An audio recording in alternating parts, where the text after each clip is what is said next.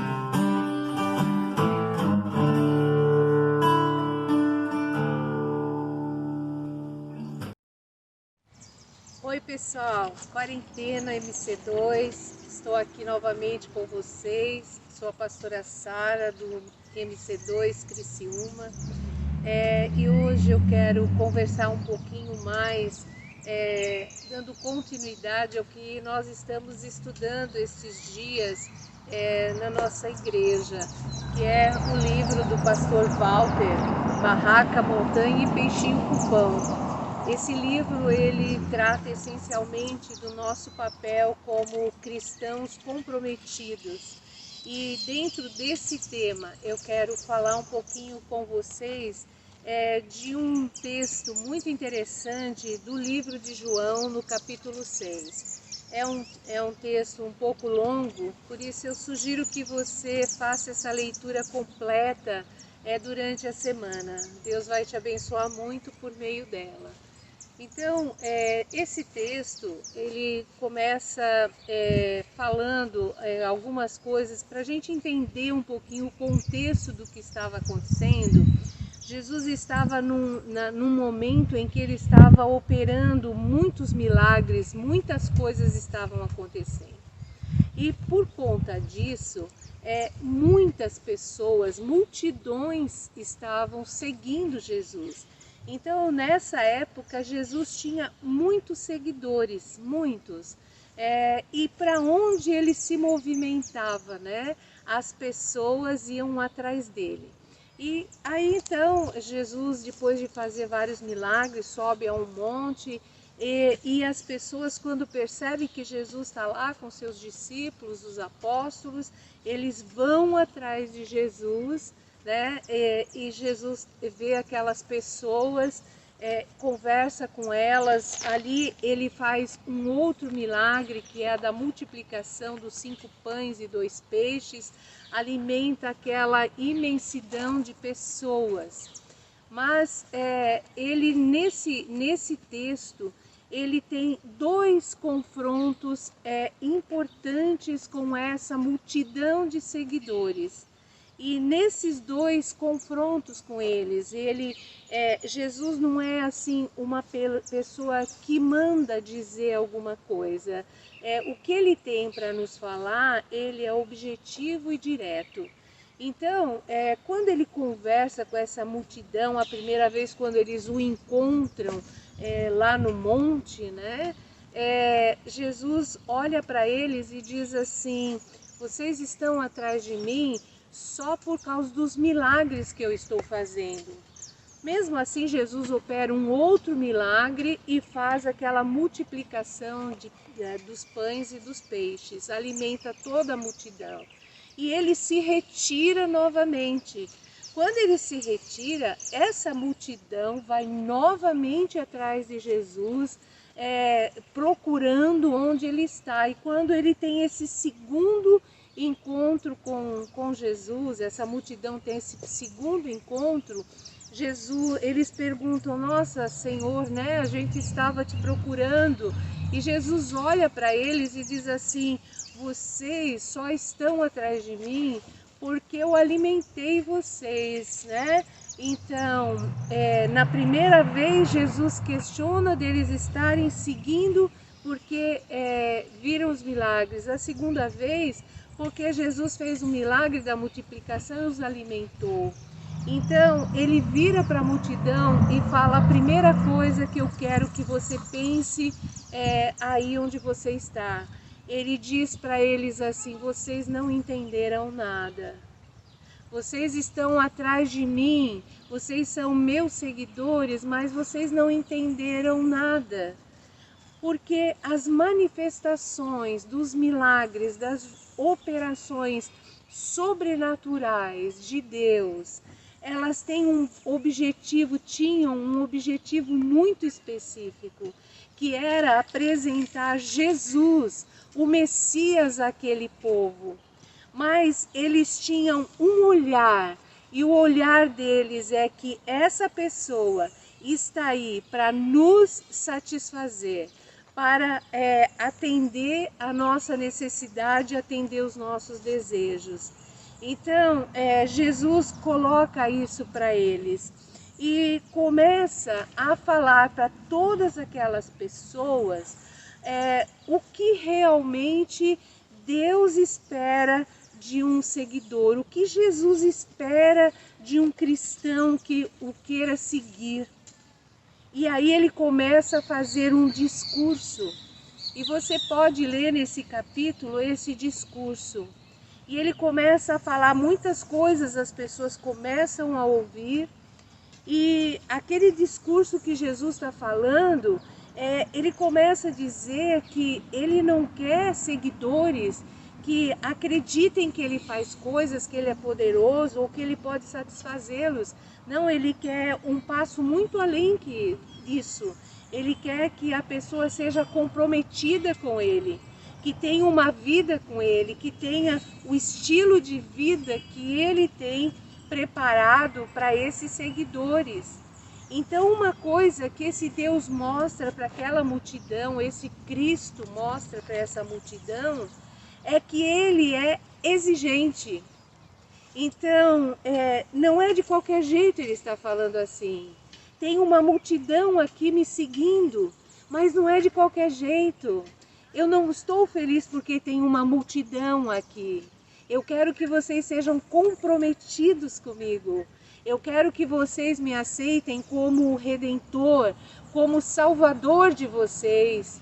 E isso transforme as suas vidas. Então, aquelas pessoas, né, elas estavam olhando para aquele Cristo, Deus ali encarnado, e estavam imaginando um Deus que podia satisfazê-los, mas a hora que não interessava mais, eu vou guardar na minha caixinha e deixo ele lá. Quando ele começa a querer fazer ou ele não tem poder de fazer nenhuma exigência, eu deixo ele lá. E eu só acesso quando eu preciso alguma coisa. E Jesus está exatamente confrontando isso. Ele está dizendo, não, eu não preciso de seguidores assim. Não é isso, não é esse o meu objetivo. Eu quero que vocês se alimentem de mim. Eu quero que vocês tenham a vida de vocês totalmente ligadas à minha. E aí quando Jesus faz esse discurso, aquelas pessoas começam a sair uma a uma. Aquela mensagem era confrontadora. Então, aquele glamour daquela multidão não era o que interessava para Jesus, não era isso que ele estava procurando. Essas pessoas começam a ir embora e Jesus não segura nenhuma pessoa, ele não vai para nenhum processo de convencimento, tipo assim, pelo amor de Deus, fica aqui. Você precisa me seguir, eu sou o caminho, a verdade e a vida. E tudo isso, ele não vai para esse caminho. Ele deixa as pessoas irem embora. E aí ele vira para os seus discípulos no texto final, né, deste capítulo, e ele diz uma coisa importante. Ele vira para os seus discípulos, né, e ele faz uma pergunta. Ele diz assim, será que vocês também querem ir embora?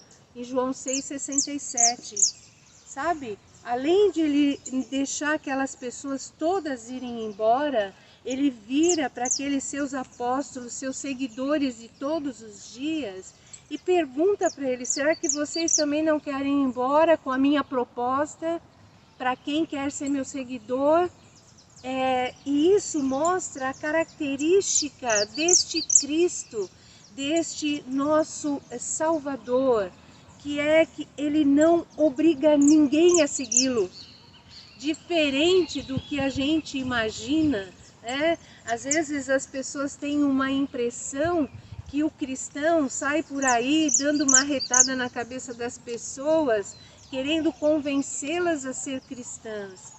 Tem até pessoas que fazem isso, mas não é a característica que nós devemos seguir e devemos acompanhar. Por quê? Porque Jesus, ele é muito claro, ele apresenta o que ele quer para quem quer segui-lo.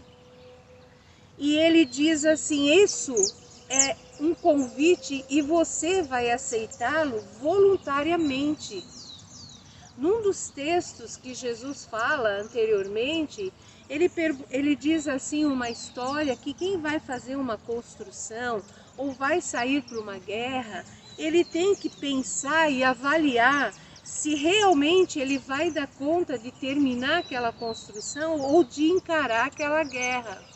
Ele estava querendo dizer que a proposta dele não é fácil, ele estava querendo dizer que ele é exigente, que não é de qualquer forma que nós vamos ser discípulos e que a gente precisa pensar muito antes de tomar esta decisão.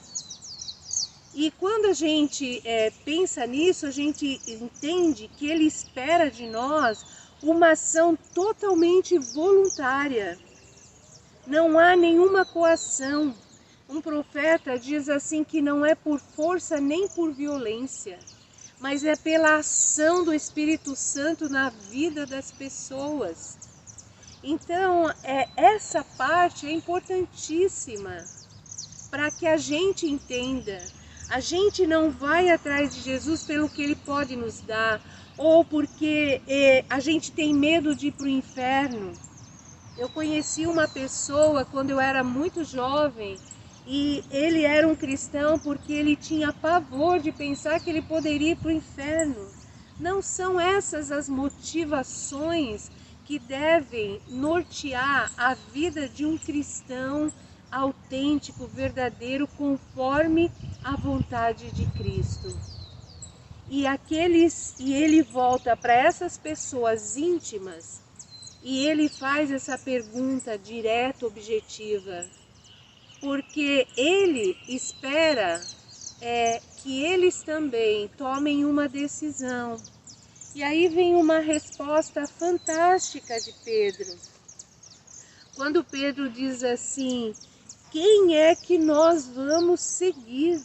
O Senhor tem as palavras que dão vida eterna, e nós cremos e sabemos que o Senhor é o Santo que Deus enviou, João 6, 68 e 69.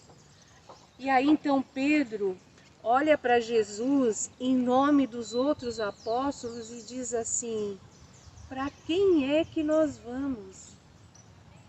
Porque a gente entendeu, a gente sabe que só você tem palavras de vida eterna, que só você pode nos conduzir à presença de Deus, só você pode nos preencher com a tua paz, só você pode falar as coisas e a gente tem confiança para onde a gente deve ir. Para quem é que nós vamos? Então, essa compreensão, esse entendimento daqueles apóstolos é onde nós precisamos chegar, sabe? É o momento em que a gente olha para esse Jesus, para esse Cristo, para a sua obra, e a gente diz assim, eu cheguei no ponto final da minha busca. Eu cheguei no ponto de encontro, era tudo o que eu precisava para mim. Eu não preciso de mais nada, eu não preciso procurar nenhum guru, eu não preciso mais andar com fitinhas no braço, eu não preciso ficar andando com amuletos na minha roupa ou na minha bolsa, eu não preciso ficar atrás incansavelmente de pessoas ou de ensinamentos que me tragam alguma coisa de paz, porque quando nós chegamos em Cristo, nós chegamos no ponto final da nossa procura. E sabe o que significa isso? Que não precisa mais nada disso. Jesus completa tudo que nós precisamos. Tudo aquilo, toda a falta que existe dentro de nós, toda a paz que nós precisamos, toda a direção para a nossa vida, sabe? A gente quando chega nesse Cristo, aquelas perguntas existenciais que atormentam a vida das pessoas, tipo, por que eu estou nesse mundo, né? Para que tudo isso? Quem eu sou? Para onde eu vou? Tudo isso é respondido em Cristo, porque nós nascemos, vivemos para Ele, nos movemos nele, sabe? O serviremos eternamente, estaremos com Ele, desfrutando de tudo aquilo que Ele tem preparado para nós, para uma eternidade. A vida, ela passa a ter sentido. Isso não quer dizer que a gente não tenha problemas nessa vida, mas a gente tem um olhar diferente sobre as dificuldades, sobre os problemas, sobre as adversidades. Então, se a gente não tem muito dinheiro, nós não somos uns desgraçados. Se a gente não tem tanta saúde, nós não somos também pessoas que fizeram coisas erradas, por isso que é castigado pelas doenças. Não é nada disso.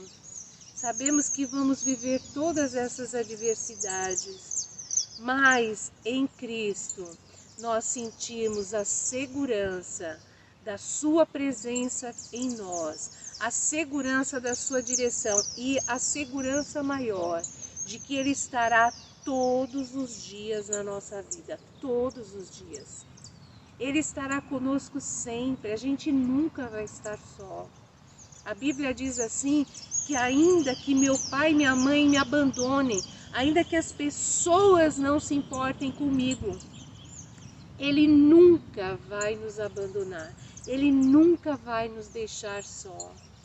Então essa segurança, ela vem quando a gente chega no Cristo e entende que Ele é tudo que nós precisamos, é tudo o que nós buscamos, é tudo aquilo que nos dá essa segurança e paz.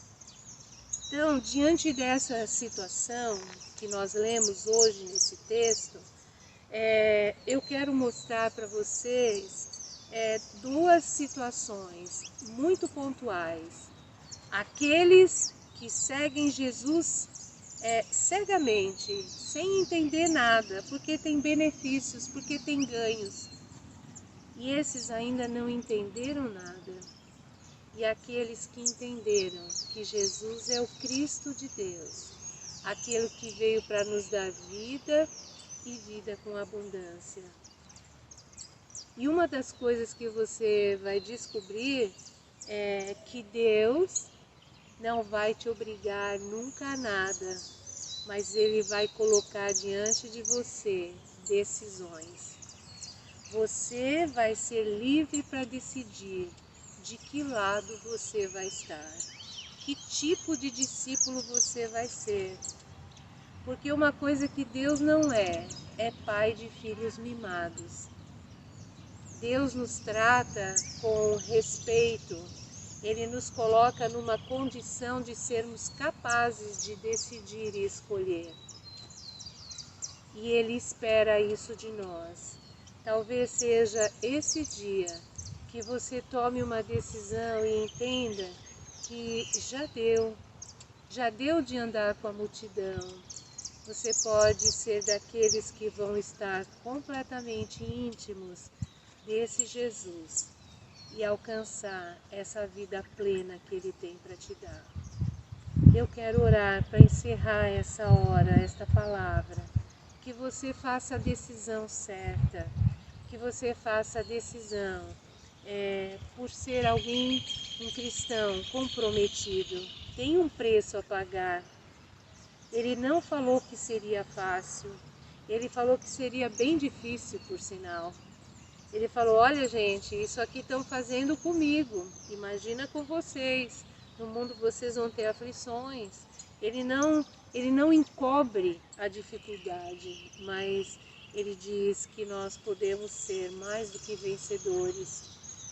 Ele será a nossa paz em todo o tempo e a nossa certeza.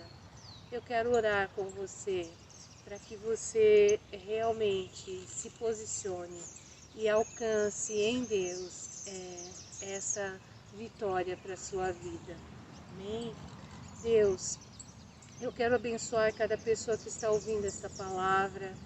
Senhor, parece que andar com a multidão é muito fácil, parece uma situação confortável, mas não é isso que o Senhor quer.